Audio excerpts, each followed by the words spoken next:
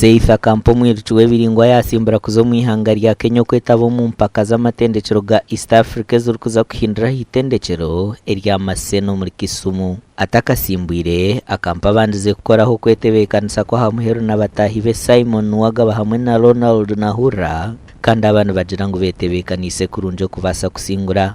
tugerezo kwetebekanisa because twine biroto byinji Kenya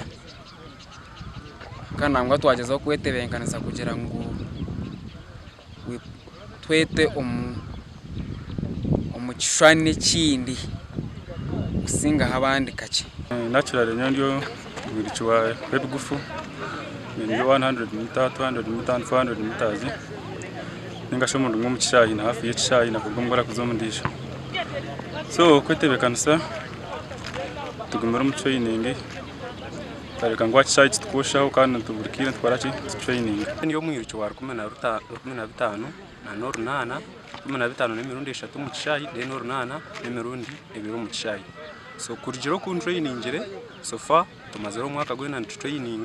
kandi icyo nicyo kungarura mamana kurigera training nje inkozire nimanya ngo natwashika kuriya ikintu tuzapfitira higi empakezi nizija kwetabwa mu matendekero kurgo mu Rwanda, Burundi, Tanzania, South Sudan, Uganda hamwe na Kenya batebekanisa kandi itendekero rya ndege niryo ryasinjira empakeza hwire amakuraga gashakwa Logias Byamukama.